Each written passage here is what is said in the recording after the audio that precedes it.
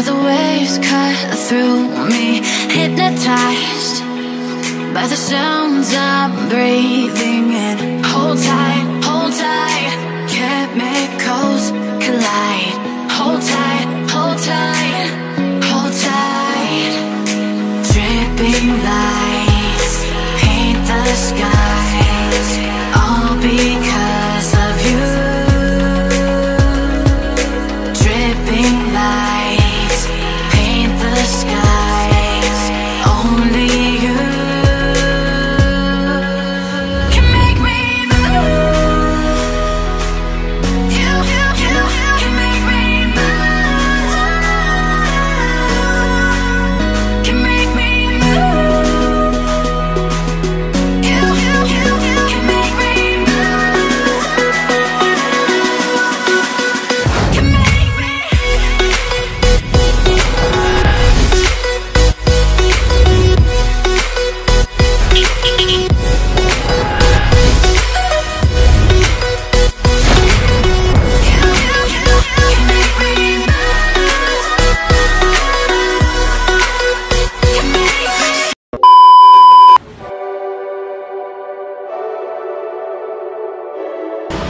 What's up guys?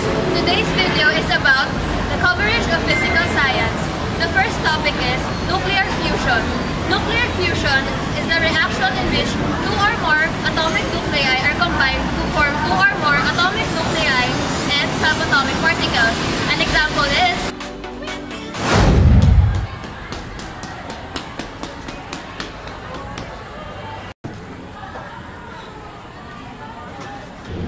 now, we got oxygen as an answer from the fusion of fluorine and protium emitting alpha particle. Now, oxygen is important because it is needed in our red blood cells.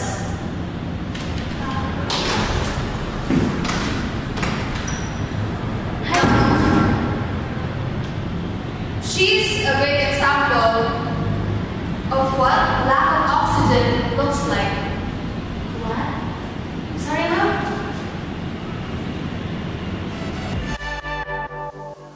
Now what I have here is oxygen, taken from our previous topic, and hydrogen. Now, how will we be able to make these two elements stable?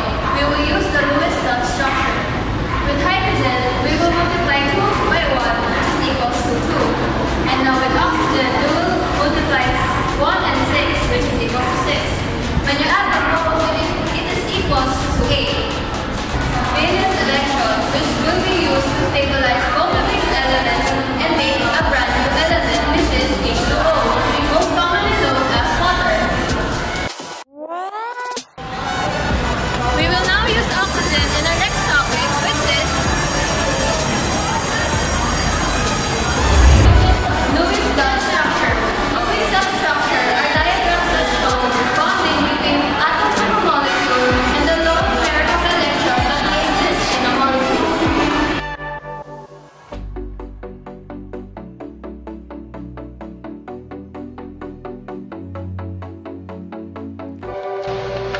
Now, how do you actually draw the Lewis diagram of a molecule? Let's have an example of sulfur trioxide. First, draw the Lewis diagram of sulfur trioxide, which is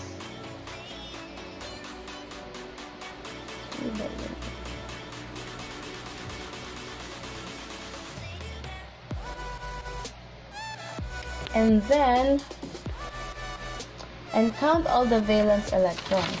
So sulfur has 1 atom and oxygen have 3 atoms, and we will multiply it by its valence electrons. So we will now use our periodic table.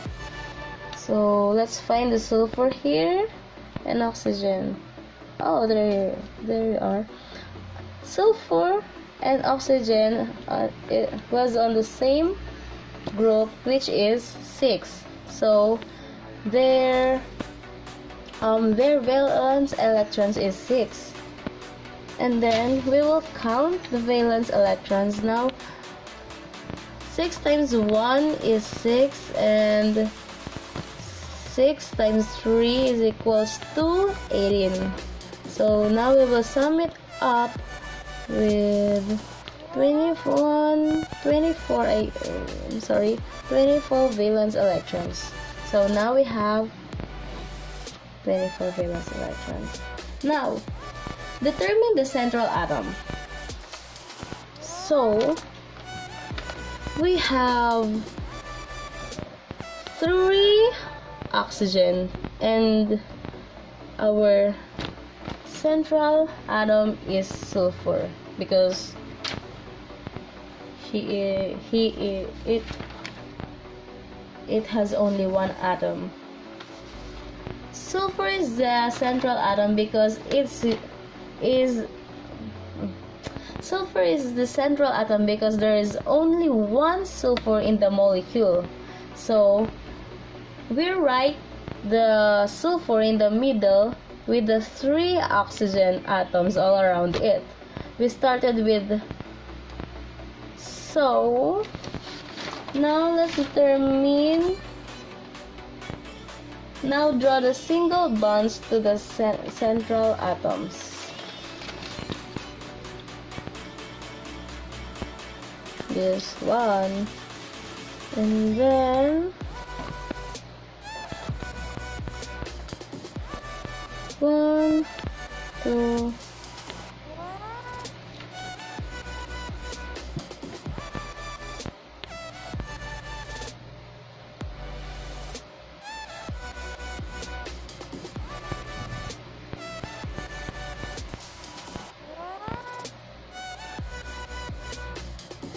and also, just like what I've said before, that imagine that there is a square around the symbol elements, just like what I did.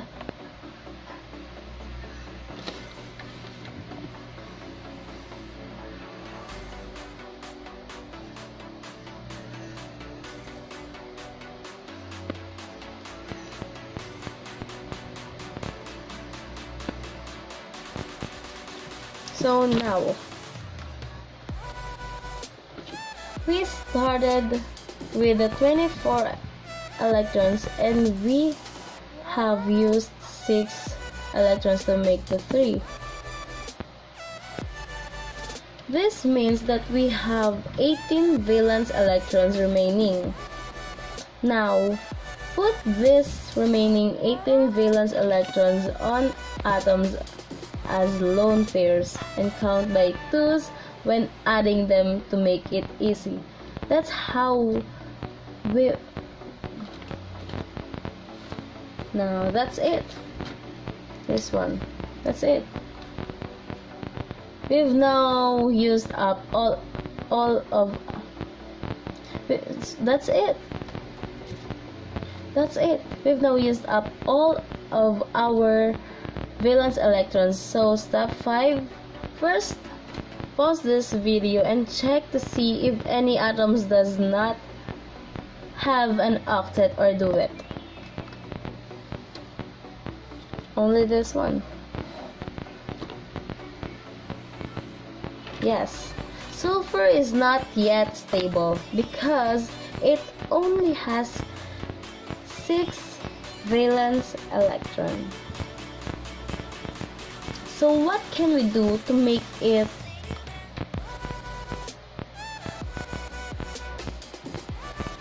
stable? So what can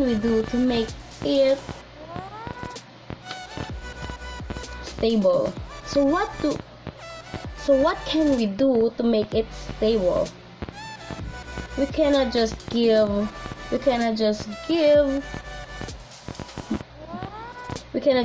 it more electrons since we used it all. Instead of one of the oxygen can take one, use it all, and share those 2 electrons sulfur in another bond.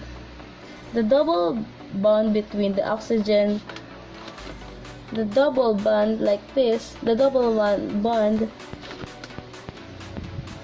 the double bond between oxygen and sulfur now makes every atom with valence electrons stable, right? So that's it. That's my final tutorial for today. Thanks for watching.